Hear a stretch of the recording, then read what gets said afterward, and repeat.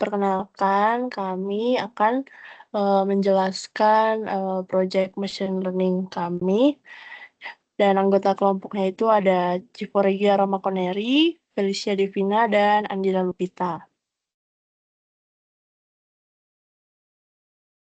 Oke, untuk latar belakang project ini yaitu penyebaran berita palsu atau fake news yang telah menjadi permasalahan serius di kalangan masyarakat karena terdapat, eee, menimbulkan disinformasi dalam skala yang besar. Kemudian dataset yang digunakan ini berisi informasi lengkap seperti teks berita, judul, penulis, sumber, dan label keaslian berita sehingga sesuai untuk membangun dan mengevaluasi model klasifikasi. Dalam penelitian ini menggunakan beberapa model machine learning seperti logistic regression, random forest, dan gradient boosting yang kemudian akan dibandingkan performanya dari ketiga model tersebut berdasarkan metrik evaluasi. Dengan adanya penelitian ini, kita dapat mengetahui model yang terbaik dalam klasifikasi berita palsu.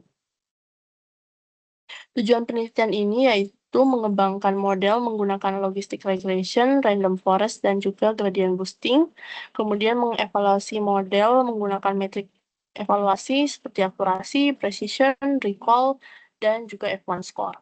Kemudian tujuan selanjutnya membandingkan performansi setiap model yang setelah dievaluasi dan menentukan model terbaik dalam mendeteksi berita palsu berdasarkan perbandingan performansinya.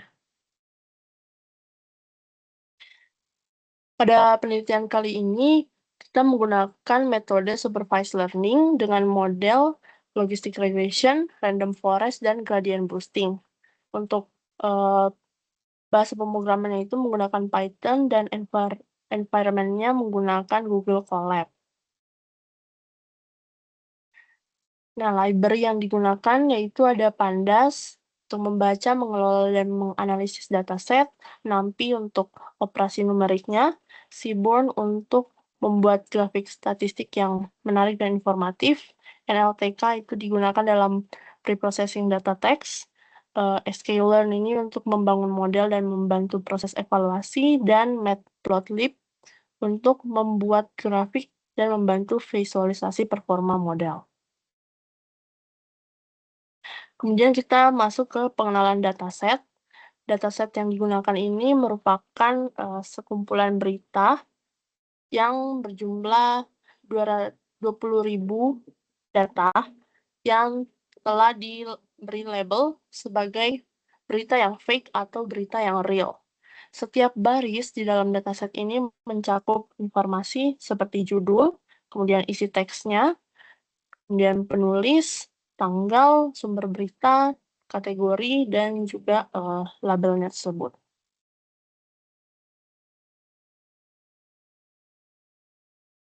Oke, selanjutnya dilanjutkan oleh Andira. Baik, di sini saya akan menjelaskan untuk preprocessing data. Pertama, kita akan melakukan preprocessing data untuk menangani missing values. Di sini fokus kita itu akan mengatasi nilai hilang pada kolom source and author. Jadi, pertama di sini kita mengetahui ya, bahwa dataset ini memiliki nilai NaN atau not a number atau nilai kosong di kolom source dan author. Nah, nilai yang hilang ini tuh bisa menyebabkan error atau ketidaktepatan dalam proses analisis dan pelatihan model. Sehingga kita perlu melakukan pengisian dengan mengganti NaN tadi menjadi unknown.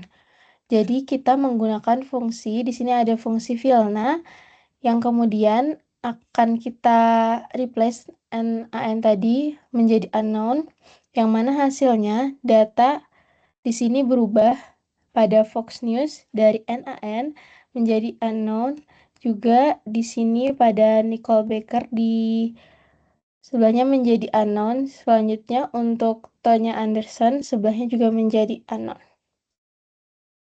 Baik, selanjutnya. Nah, di sini kita akan melakukan preprocessing data untuk teks, yaitu untuk membersihkan dan menyiapkan data teks untuk dianalisis. Nah, pertama-tama di sini kita akan melakukan import. Kita akan melakukan import pustaka RE dan NLTK serta mengunduh stop words dalam bahasa Inggris. Nah, stop words yang itu tuh adalah kata yang tidak memberikan informasi penting dan biasanya dihapus. Misalnya kalau dalam bahasa Inggris itu ada the, is, dan at. Nah, selanjutnya kita akan lakukan fungsi pembersihan teks. Di sini ada fungsi clean text dengan parameter teks untuk membersihkan teks dari berbagai noise seperti huruf besar, itu kita akan ubah semua menjadi huruf kecil. Selanjutnya ada HTML tag, URL, angka dan simbol, spasi berlebih, dan stop word. Nah, selanjutnya kita akan menggabungkan kolom dengan aplikasi pembersih. Jadi jika kolom title dan teks itu ada, jadi mereka akan digabung menjadi satu kolom konten. Nah, lalu kita akan kembali menggunakan fungsi clean text yang diterapkan pada kolom ini. Nanti hasilnya akan kita simpan ke kolom clean content. Nah, kemudian kita akan menampilkan data yang di clean content tadi yang berisikan kolom clean content, terus date, source, author, kategori, dan label. Di sini kita akan menampilkan sebanyak 25 data. Nah, untuk hasilnya sendiri, teks yang telah dibersihkan dan difilter hanya menyisakan kata-kata penting yang relevan. Setiap baris mewakili satu berita yang telah dibersihkan dan diberi label real or fake. Selanjutnya, nah, kita akan melakukan eksplorasi data atau IDA. Yang pertama di sini kita akan menganalisis distribusi berdasarkan label. Nah, jadi di sini ada visualisasi distribusi label. Kita di sini pakai bar chart untuk menampilkan jumlah berita dan label real or fake. Nah, grafik ini tuh menunjukkan bahwa dataset itu tuh relatif seimbang antara dua kelas ini. Kita bisa lihat di bawah bahwa jumlah fake-nya 10.056 dan realnya 9.944 dengan persentase distribusi labelnya untuk fake 50,28% dan realnya 49,72%, yang mana artinya proposisi dari kedua label real dan fake itu hampir seimbang, yang mana ini berarti bagus untuk training model machine learning karena tidak terjadi class imbalance yang parah. Baik, selanjutnya. Nah, kita akan melakukan eksplorasi data IDA lagi. Di sini kita akan melakukan analisis distribusi berita berdasarkan sumber dan kategori. Di sini ada diagram. Jadi, untuk diagram lingkaran ini, di sebelahnya juga menampilkan tabel yang memperlihatkan proposisi berita yang berasal dari berbagai sumber. Nah, kita dapat melihat di sini bahwa distribusi itu cukup merata, itu berkisar kurang lebih di antara 11 hingga 12%. Jadi hanya sekitar 5% berita yang dari sumber yang tak dikenal atau unknown, yang menunjukkan bahwa data ini memiliki tingkat kepercayaan sumber yang tinggi. Misalnya pada Daily News itu ada 2.439 berita dengan persentase 12,2%. Selanjutnya di sini ada juga untuk persentase berita per kategori. Nah, kita dapat melihat di sini distribusi antar kategori itu cukup seimbang, berkisar dari 13,9 sampai 14,6%. Di mana di sini kategori health itu paling dominan diikuti oleh entertainment dan teknologi. Baik, boleh selanjutnya.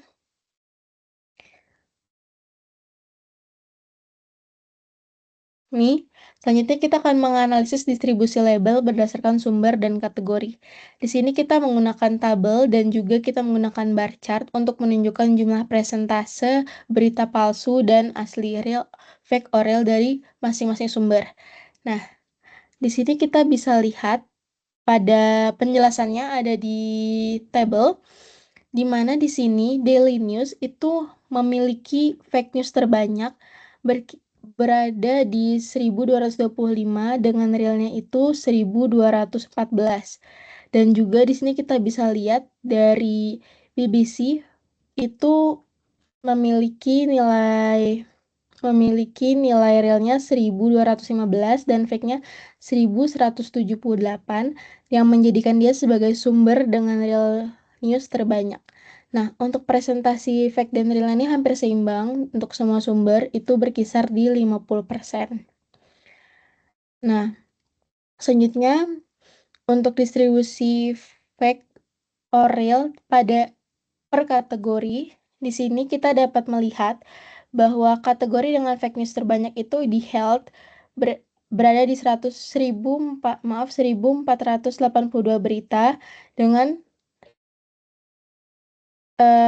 presentasinya itu 50,72%.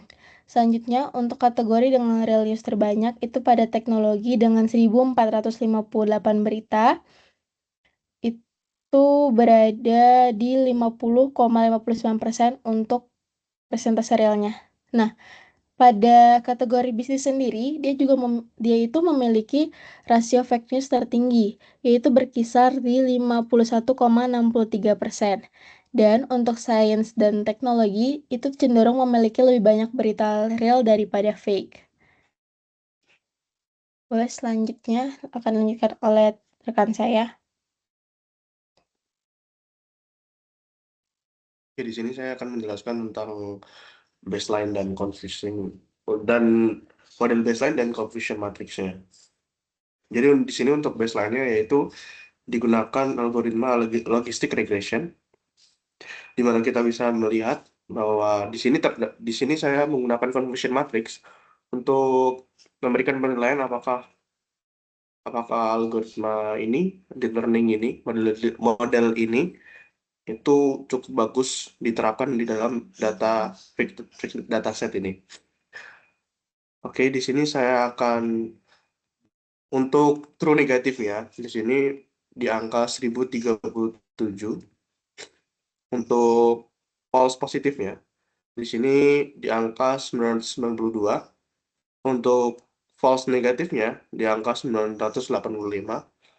Dan untuk di true positifnya itu di angka 986. Dan akurasi untuk dari baseline-nya sendiri yaitu di 50,5%. Untuk precision-nya itu berada di angka 50%. Untuk recall-nya berada di 50% juga. Begitu juga di F1 score-nya. Oke, bisa lanjut ke slide selanjutnya. Oke, di sini untuk model yang lain yang kita gunakan yaitu di model random forest. Di sini untuk di confusion matrix-nya, untuk nilai dari true negatif itu di angka 1029. Untuk false positifnya di angka 1000. Untuk false negatifnya di angka 982. Dan untuk true positifnya di angka 989. Untuk di sini akurasi yang didapat dalam menggunakan model random forest ini yaitu 50,4%. Dan untuk precision, recall, dan F1 scoring juga sama yaitu di angka 50%.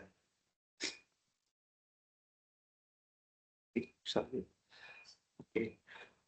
Nah, untuk eksplorasi model yang terakhir yaitu kita menggunakan model gradient boosting. Jadi di sini untuk confusion matrixnya untuk nilai dari true negatifnya yaitu di angka 975. Lalu di false positif itu di angka 1054. Lalu false negatifnya itu di angka 913. Lalu true positifnya di angka 1058. Dan akurasi yang dihasilkan dari model gradient boosting yaitu 50,8%. Dan untuk precisionnya di angka 50%. Dan untuk recall di angka 54%. Dan F1 score-nya di angka 52%.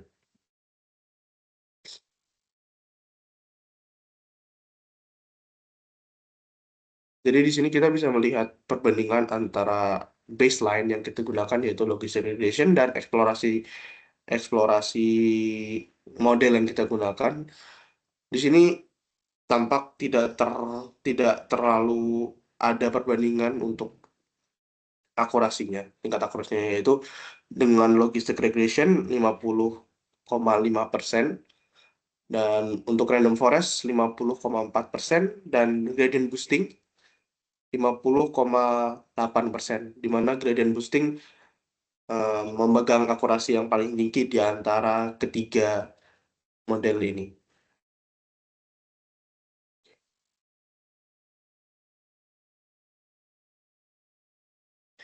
Mungkin sekian dari kelompok kami. Kami mohon maaf jika ada kesalahan ketika menjelaskan. Terima kasih.